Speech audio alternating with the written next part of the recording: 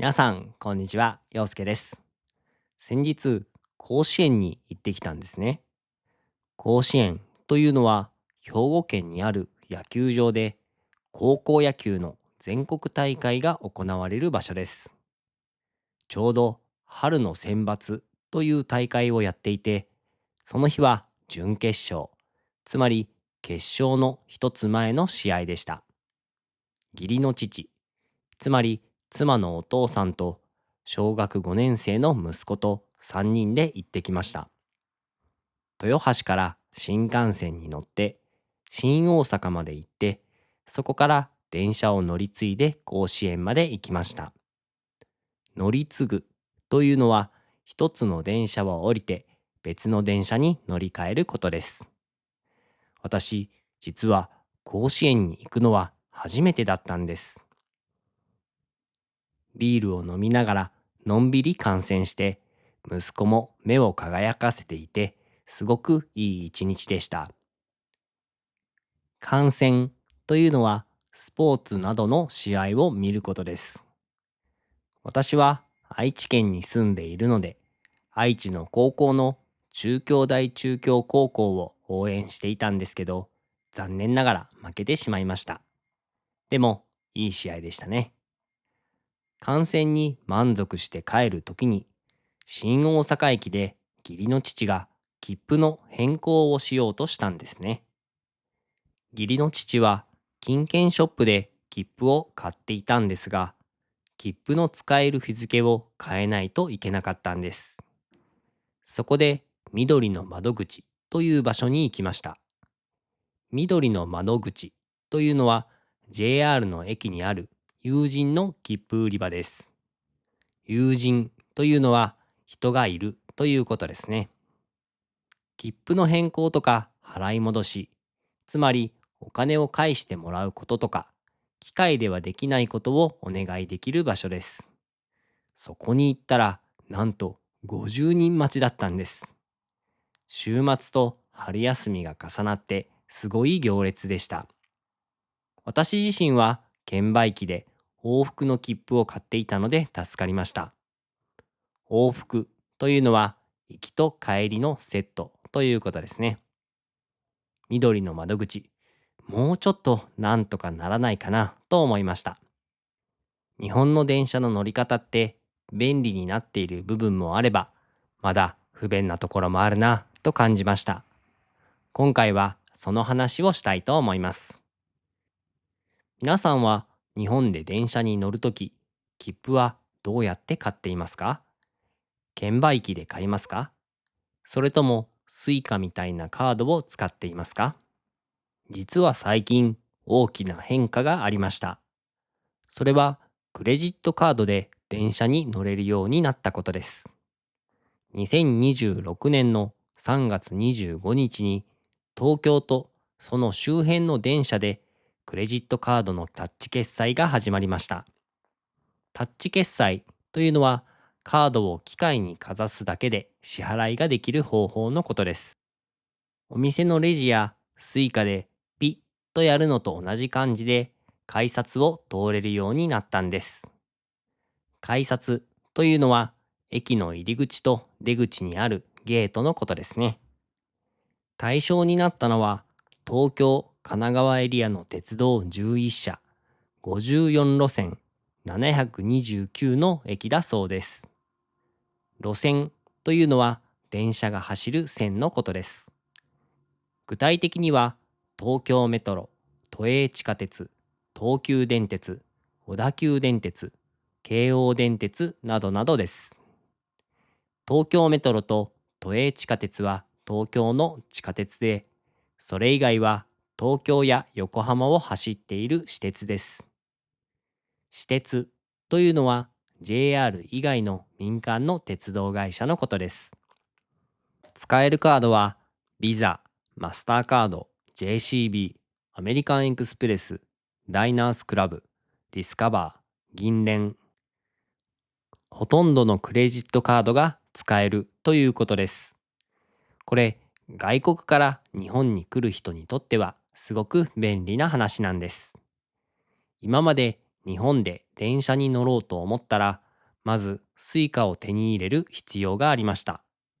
Suica というのは日本の交通系 IC カードです。2001年に登場してもう25年くらい使われています。カードにお金をチャージして改札にかざすとピッと音がして通れる。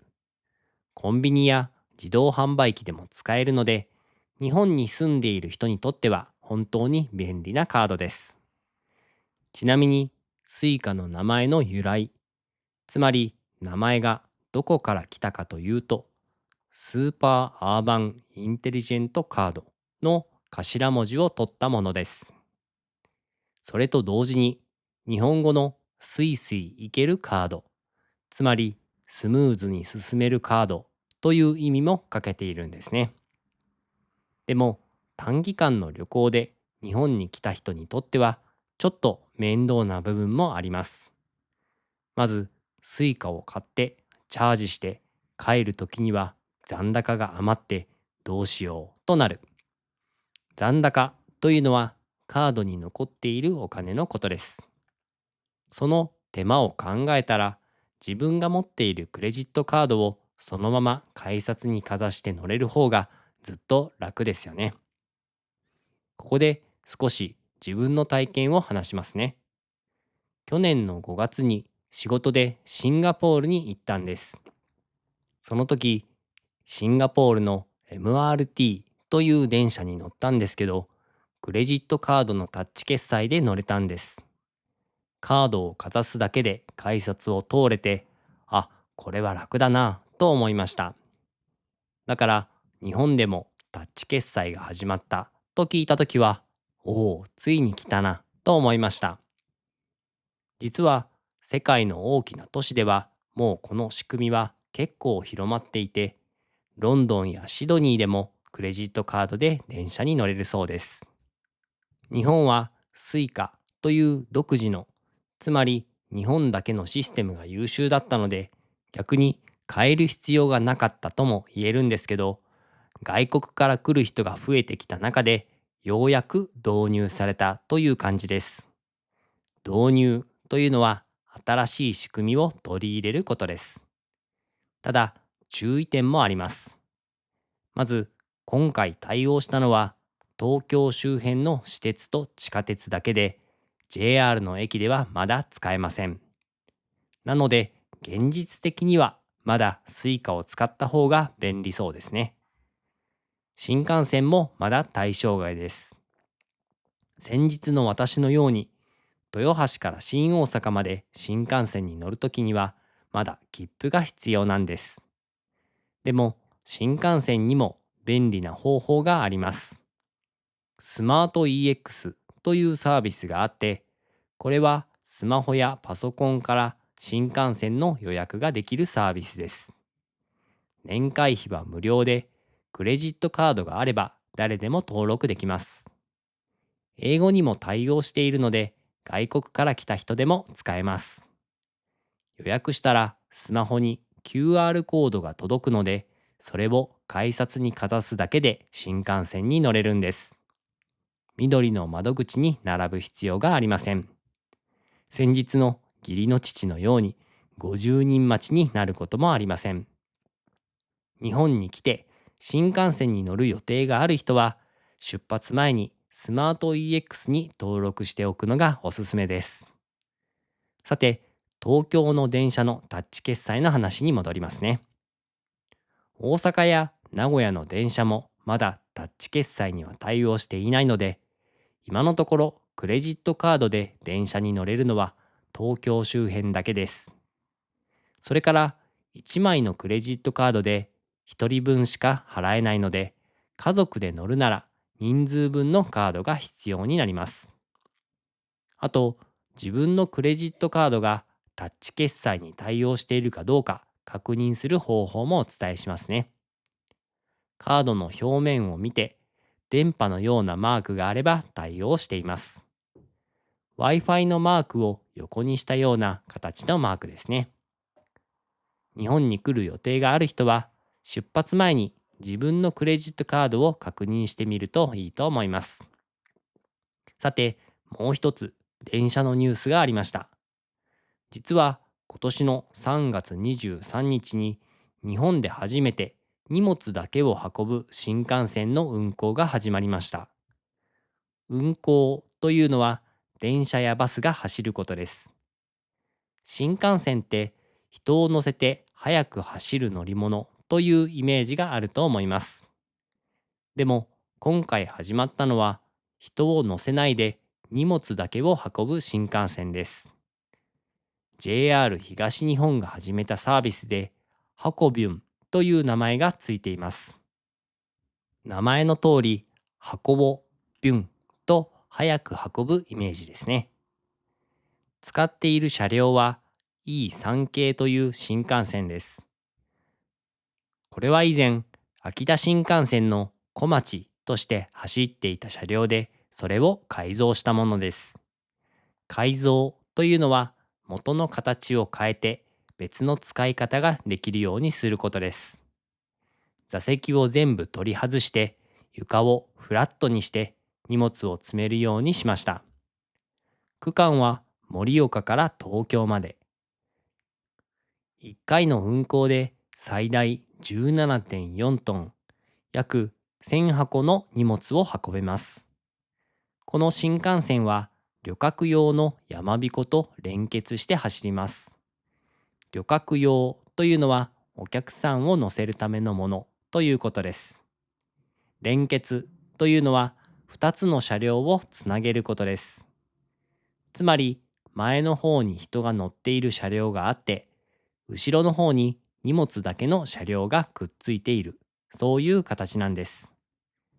なぜこんなことを始めたのかというと、日本では今トラックの運転手が足りないんです。これは2024年問題と呼ばれていた問題と関係があります。2024年問題というのは、2024年の4月からトラックの運転手の残業時間に上限ができたことです。残業というのは決められた仕事の時間が終わった後も働くことです。上限というのはここまでしか働けませんという制限のことですね。それ自体は運転手の体を守るためにいいことなんですけど、その結果、運べる荷物の量が減ってしまいました。盛岡から東京までトラックで荷物を運ぶと、運転手の拘束時間がとても長くなります。拘束時間というのは、運転している時間だけじゃなくて、荷物の積み下ろしや待ち時間も含めた仕事のために使う時間のことです。でも新幹線なら盛岡から東京まで約4時間で届けられます。しかも年間で593トンの CO2 の削減にもなるそうです。削減というのは量を減らすことです。東北地方で採れた野菜や魚介類を新鮮なまま東京に届けられるというのも大きなメリットですね。魚介類というのは魚やエビ、カニなどの海の食べ物のことです。